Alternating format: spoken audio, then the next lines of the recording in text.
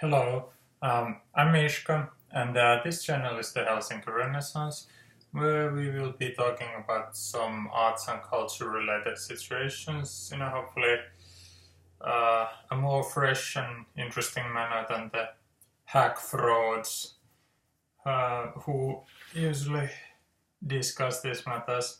So anyway, I realized that um, I have made one earlier video about the auteur theory, but I've actually made two earlier videos, but I don't think I'll release the first one because it was rendered somewhat superfluous after I did the second one.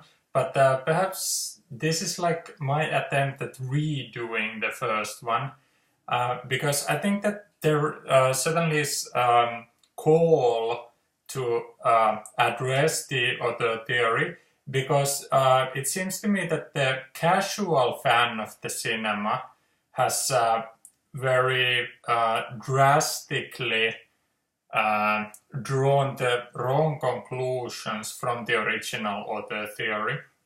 So anyway, I think that the best way to explain the author theory is by taking the kind of vantage point of the people who don't particularly believe in the author theory. So that there are some people who every now and then they just happen to watch a movie, and with them they basically choose the movies that they watch based on either the genre of the movie, you know, what's sort of happening in it on a plot level, and then maybe the actors involved. So that some people, they just go and watch movies, and they probably don't entirely understand what it is that the director actually does. So that, for instance, if a person watched the Shaw Brothers Kung Fu movies, you know, they could watch those movies and you know, just think that well, the movies are there and there's no particular reason to care about who the cast and crew involved in the product are. And I'd say that the vast majority of the people, at least initially, had such an attitude towards cinema that you know, movies like this, it's as if, you know, they just happen to exist. Like, of course, people knew that there are some people who, you know, were professionally employed to make this, but people, I don't think, gave that much of a thought. Is that, you know, there are some people who do some things and then it results into a finished movie. Now, I'd say that certainly some people wanted to have a more well, some people wanted to have informed opinions about filmmaking, and you know, there developed these people who had a general idea about what it is that a cinematographer does, what it is that a director does, what it is that a producer does, but it still creates slightly problematic situations, because it's not as if every film production is a comparable event. So that even though you might theoretically have a notion about what a director does, you know, it should be recognized that it varies from production to production about what kind of a role a director has. But you know, the general audiences, they just watch movies like this, and they don't have they don't worry about the particular roles of cast and crew, so that initially, like, there were always people who wanted to have informed opinions about filmmaking, but then I guess it was just a matter of time because somebody would try to codify in some sort of a manifesto or an instructional manual or something about the theories people have in what you should base your informed or would be informed opinions about filmmaking on. And then, in 1950s France, this idea of the auteur theory came to address, because there is the kind of situation where, even though, like, there could be sort of vague and general agreement about what it is that a director does, what it is that a producer does, what it is that a cinematographer does. Because it varies from production to production, the French auteur theory came in an attempt at addressing that disparity, that directors have slightly different roles from production to production. And one of the unfortunate things that has happened in the aftermath of the casual film fans being very lightly exposed to the auteur theory is that people basically overstate, like, the auteur theory was there to in particular address the problem that because the role of the director slightly differs from project to project, the auteur theory was there to address specific instances where a director has a more more exclusive control over the movie than would be there in, like, commercial releases.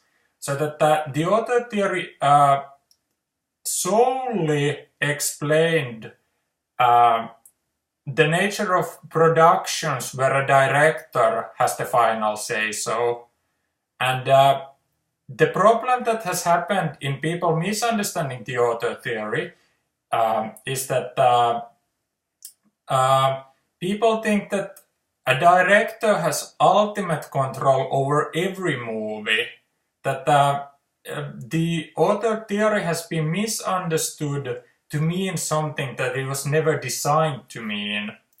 And anyway, I'd say that if a general audience member just watches movies, I think what is happening is that you might be watching films like this,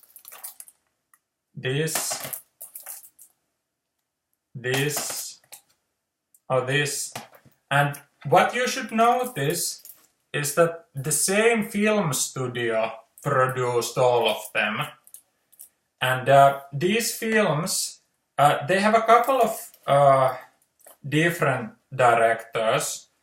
These 4 movies have 3 directors: Che Chang, Sun Chung, and Liu Chialiang. Now, this is an instance where 4 movies have 3 directors, and yet they all have the same feel to them. So that these are the kinds of commercial movies that the auteur theory does not apply to.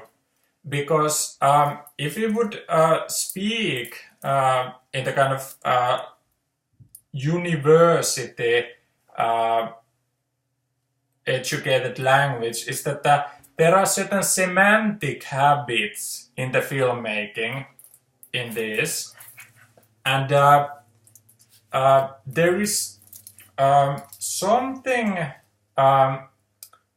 there's something that determined the semantic habits that these films use, and that determining factor was not the director but the in-studio practice.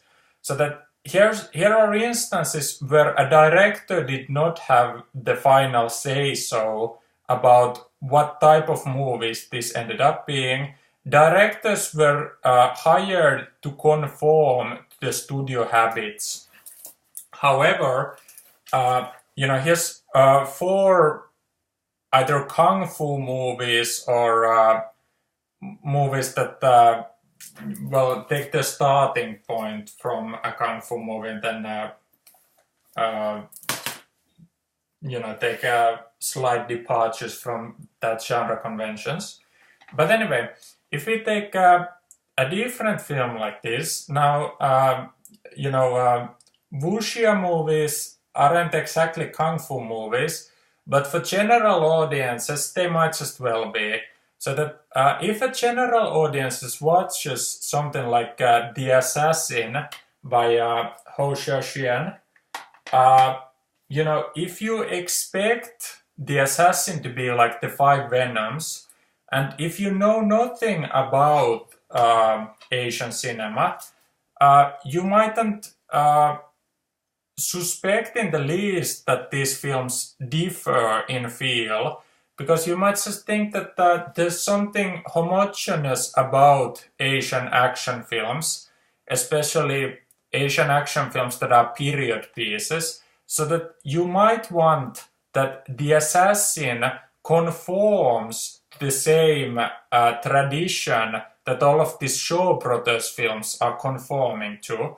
However, if you watch The Assassin, you notice that the semantic habits of this movie are completely different from this movie.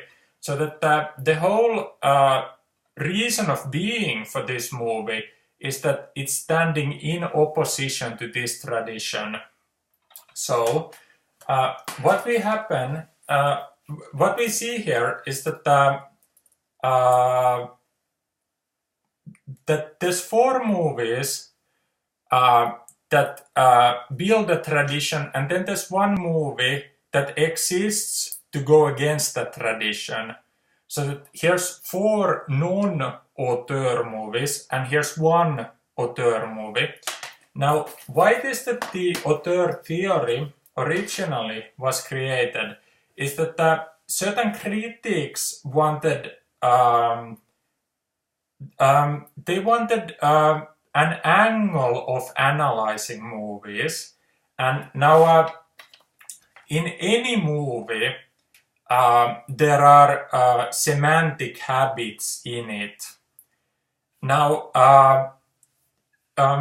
you only see habit when you see multiple samples of something. For instance, if you have seen multiple videos from me, you can contrast one video that I've done to other videos that I've done, and if there are similarities, those similarities are habits. And since these are works of communication, those similarities are semantic habits.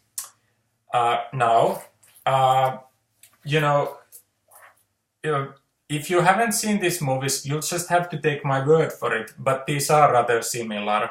Like, there are plot level differences in the 5 Venoms and the 36th Chamber of Shaolin, but as far as the direction is concerned, they are very similar. So that there is an aesthetic established by the Shaw Brothers studio, and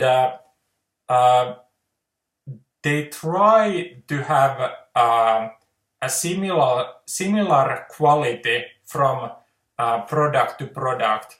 Now, they don't always succeed, but they have to kind of attempt at well, since the show brothers think that they have been making good movies, and since some audience members agree, the show brothers try to recreate the success of films like The Five Venoms, which on some level might be the most essential kung fu movie of all time, if the 36th Chamber of Shaolin isn't that. But, you know, it's one of the two. And now, because these succeed, companies try to recreate success, they not try to recreate failure. So that because films like this succeed, the companies try to recreate the success, and in an attempt at recreating the success, they end up forming this tradition that they do something in a given manner and they avoid significant alterations. Now, a movie like this would be a significant alteration, but because it is a significant alteration, it's also a risk for the company, because there's a track record in how films made with these kinds of semantic patterns, you know, because these have a track record, it's perceived as a safer bet to keep producing things like that. And because a creation like this, which is comparatively more unique, which isn't made to fit any pattern, it's a riskier investment, and certain production companies, they avoid riskier products like this in favor of products like this. Now, you know, with Shaw Brothers, sometimes, you know, one movie is ends up being better than another, but they are all done with the main goal of redoing what has been successful in the past. So that's why studios keep repeating themselves, because they just think that that's the safer way to go about it. You know, I think that on some level, like, there is an angle that would seem to vindicate that choice. That, I mean, there are lots of different kinds of production companies that have been formed. Some have lived to fight another day, and some have gone under. Now, I'd say that there probably is a significant pattern to be observed with those production companies that have survived, is that they have established an identity, and they have kept providing the kind of service that the audience want out there. And the companies that have gone under, they probably have not established a significant identity. So that the reason why those companies have gone under is because audiences never really even knew that they were there in the first place. So that just as a survival tactic in the business sphere, companies like repeating themselves. They like doing slight variations on a theme, and that is the main through line in the history of cinema. In that, you know, movies like this, the semantic habits in them are formed by the either in-house tradition or the tradition inside a genre. So that let's say that the buddy cop movies have been successful, so that some pairings like Eddie Murphy and Nick Nolte in 48 Hours Chris Tucker and Jackie Chan in Rush Hour, there are instances where taking two film stars, making them be a slightly dysfunctional unit of two police officers and making either a comedy or a drama about it. Because there's a genre habit of doing that. If there's another movie release doing that, it could be seen that whoever will direct it will have a lesser say-so about how the project ends up being, because the director is hired in the first place to conform to the genre conventions. Now, that's why it's not impossible to have an auteur work in a genre like the buddy cop genre. However, it's significantly more difficult because it's if a movie will have semantic habits regardless, so many of those semantic habits are harnessed to intentionally copy earlier successful movies. Now, what the author theory was put in place to do is that everyone recognized that there are movies like this which seek to essentially copy each other. Like these aren't accidentally similar, they are designed to be similar. And again, this isn't accidentally dissimilar, it's designed to be dissimilar because for one reason or another there are some audience members who categorically reject filmmaking like this. And so, because some audience members, for whatever reason, refuse to watch kung fu movies that they perceive to be somehow pulpy, there can be more, artistic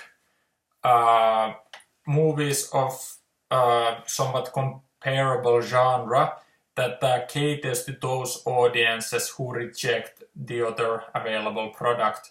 So that there is some kind of a market for movies like this, which is why directors find the money for them in the first place. So that it's not it makes sense from a market standpoint for somebody to do movies like that. Now, as Robert Frost might put it, two roads diverge in yellow woods, and some take the road less traveled. Now, what the author theory was created for is that there are some critics or some art historians who,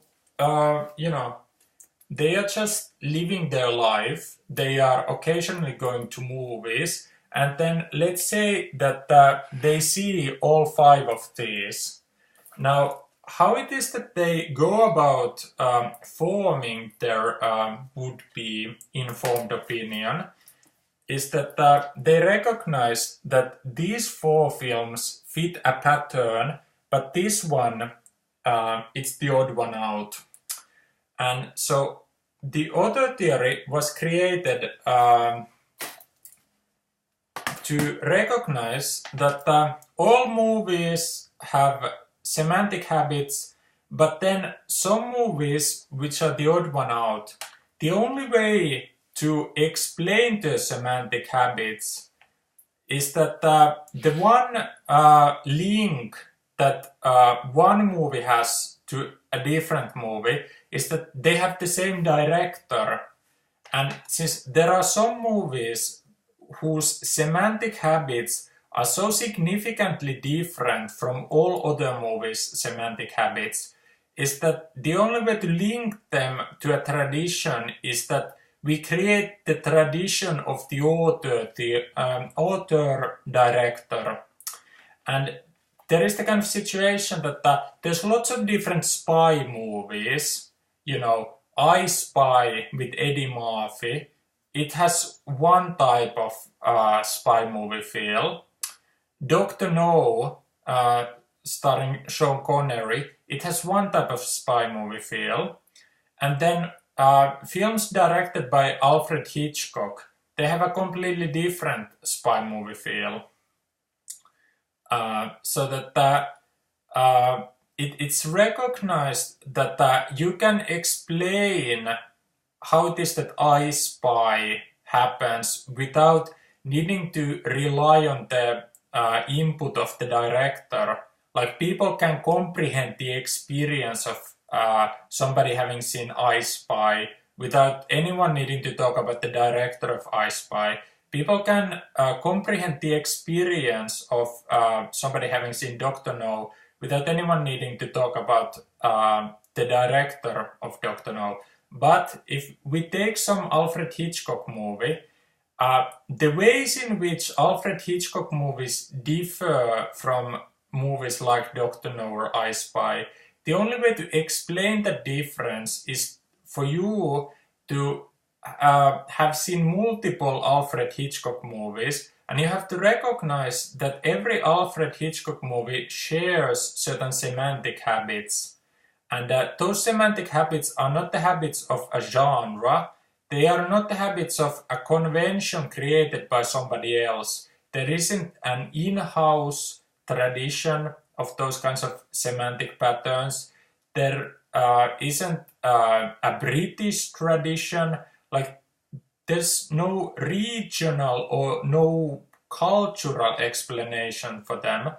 And so the author theory exists to explain that the reason why some of those movies have similarities is because Alfred Hitchcock is there to put those similarities in there. You know, in Hitchcock movies, editors change, cinematographers change, actors change, screenwriters change, and yet the films, regardless of who the cast and crew around Hitchcock are, the films share the semantic habits because the director had such a final say-so about the nature of the movie that,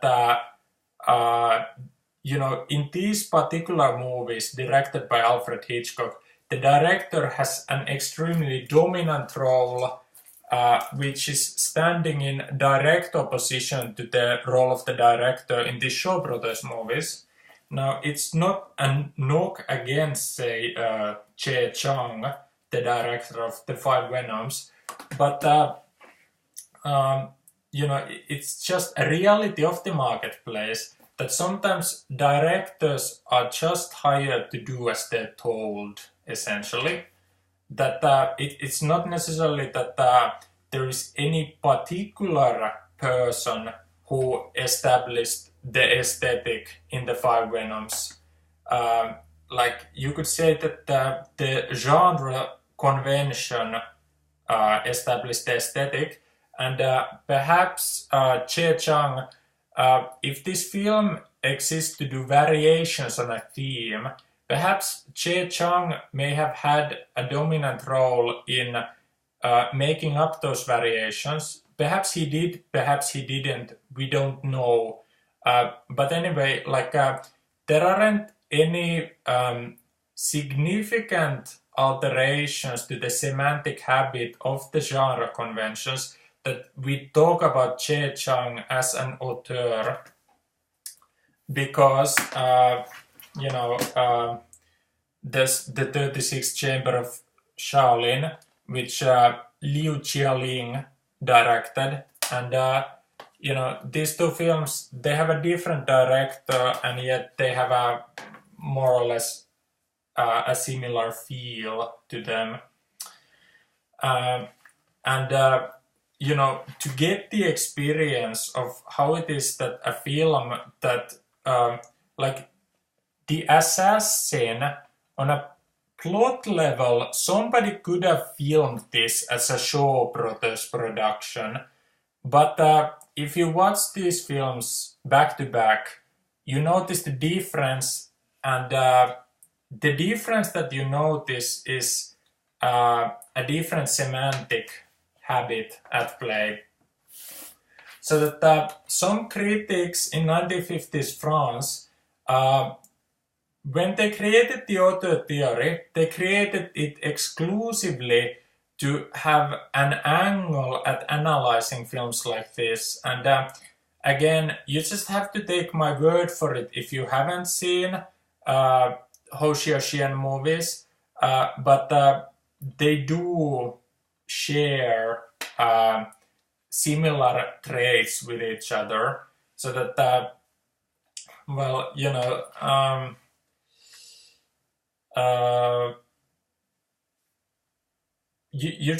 you'd have to know slightly about what the role of the director is, so that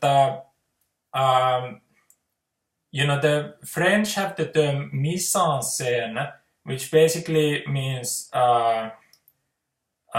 things put in the frame. So that, for instance, right now I am putting myself in this frame, but obviously that could be changed. And if you don't think that even these vlogs have semantic habits, now you've noticed maybe that I do all of this in one take, but there's plenty of vloggers who use montage. Now that decision itself is a semantic habit. The angles that I choose, now, technically this camera could be moved. Like, there's different kinds of decisions that can be made both inside the frame and then with the editing of the frames in relation with each other. A director basically is there to oversee about the quality control of the things put in the frame. Now, the role of a director varies from project to project. Sometimes editors and producers, for instance, sometimes they have a different kind of creative input, in that, like sometimes a director might shoot 30 hours of footage and just send it to editors and encourage them to come up with some ideas of their own about the raw material, and then there's the kind of back and forth between a director and an editor that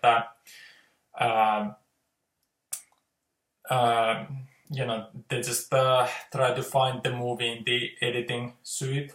But certainly, for instance, Hsiao-hsien or Alfred Hitchcock, they wouldn't have a filmmaking stance like that. Some directors, even though they're nominally in charge of overseeing the quality control, sometimes they just have such, they're just constitutionally incapable of actually observing any deep sync quality happening, so that sometimes movies are awful because a director is incapable of making them any better. But theoretically, the director is there. When something is wrong in the frame, it's the director's responsibility to say stop, to spot the problem, to fix the problem, and that ideally the audience would get a better movie because a director is there to make the movie better. But sometimes it cannot happen because either directors, they don't have such wide-ranging control over the circumstances that they could make things better, or alternatively they simply don't have the skills to make things better. But if you are wondering about why a director is even there, he's not just an acting coach, he's not just, like a cinematographer's like boss or something, but like he basically is there, and if there are instances like you could see that how the light hits this DVD box, that somebody might say that that's not a good shot, and that they'd want to redo this shot just to have a cleaner image, for instance. Like, there are individual things like that, like, if you just really had to boil down the role of director, there's different elements. A director is basically meant to orchestrate the different elements. Actors, makeup, costumes, music, editing, lighting. Like, a director is meant to put the kind of orchestration of the different elements and then oversee the orchestration, and that if an individual element is wrong, a director should spot it, fix it, and then redo it, and then have it be better, and that the audience would have the better experience. Now, different directors have varying degrees of being able to do it. That's why some people like some directors more and other directors less, because basically how some audiences perceive the situation is that some directors know what they're doing and the audience supports them. Other directors don't know what they're doing, and certain audiences actively withdraw their support of them. But anyway, just like the main misunderstanding of the auteur theory is that some people think that that a director is the chief in every production, and that he or she does what they please, and the final product reflects that. But that's not the case. I mean, that's not the case at all. As I tried to speak about the commercial realities of filmmaking, it's not that the Shaw Brothers studio are against directors, necessarily. It's just that they are in the business of staying in business, and it's just a company strategy that they've settled on, is that they basically just keep repeating themselves, and they keep repeating themselves as long as the audience rewards them for it. If a significant alteration to their financial situation happens, then one or two things will happen. Either they'll just call it a day and decide to stop making movies, or they will alter the pattern of the production. But before that, if they have a habit of a lessened role of a director, they will keep with the production strategy that a director has a comparatively lesser role than he has on The Assassin, so that there wasn't anyone involved in the production of The Assassin that was forcing Hsiao-hsien to conform to any particular genre conventions. Now, out of all Hsiao-hsien movies, this is comparatively more mainstream than his other films, but there wasn't the kind of situation like films like this. You could say that they exist to be a gamble, and it's the kind of gamble that the director can lead, so that the director isn't there aren't situations which might be with the 36th Chamber of Shaolin, for instance, that a producer simply comes and pulls rank on the director and forces the director to do something that he might not want to do, but he cannot stop it happening. So that in mainstream releases like this, it's possible to happen, and in films like this, it basically wouldn't make any sense, because like I mean, to a certain extent, the only way to market a movie like this is through the director Hsiao-hsien, so that the director establishes a given brand, and this movie may be sold to the people who are familiar with the identity of the brand of Hsiao-hsien.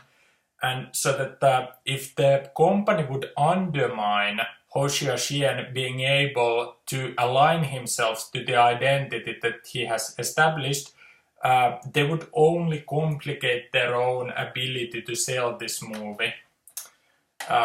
So that there are instances where directors are able to enter situations where no one will pull rank on them, even if they aren't working with their own production company. So that the auteur theory is exclusively there to address situations like this, and it cannot be made to make sense in the commercial situation. So that Dr. No and I Spy, for instance, they are not auteur movies, but this is, and say Vertigo by Hitchcock is as well. So hopefully I was able to explain slightly why it is that the French originally created their auteur theory, because like sometimes I see people talking about how, you know, some actress or actor is like the muse of the director, and that a director is an auteur because they keep using the same actors or something, and like or that you know, like one director just keeps doing the same kinds of movies, so that, you know, if somebody just keeps doing gangster movies, then that person is automatically a gangster auteur. But that's not necessarily the case, because the genre conventions can be there to establish the semantic habits of a movie, and you don't need to explain the experience. You don't need to explain what it is that makes those experiences heightenedly different from other gangster movies through explaining it, by explaining it through the auteur theory. So that some people just completely, they just get it wrong. The auteur theory was never meant to elevate all directors. It was merely put there to address the odd one out that couldn't be explained through any other theory. And the way to prove the auteur theory is that you go and watch the films that have nothing else in common except that they have the same director credited in there. And when you observe that, yes, indeed, those films have the same semantic habits. Samuel Fuller movies have the same semantic habits. John Waters movies have the same semantic habits. Edgar Wright movies, they have the same semantic habits. Pedro Almodovar movies, they have the same semantic habits. Those are different movies. The only thing that they have in common is that the director was always there to establish the identity of the movie, and that identity is similar to the other identities established in the movies by the same director. So that the auteur theory does work, it's just some people keep using it wrong, and then they sort of make the whole culture of talking about film a bit random, because like they insist on talking about films like Dr. No as if it's an auteur movie, which it isn't. But anyway, I just hope to slightly clarify the situation. I hope I was able to succeed. Anyway, if you have any thoughts, you can leave them in the comments. But anyway, that was pretty much all for me. So I thank you for watching, and bye bye for now.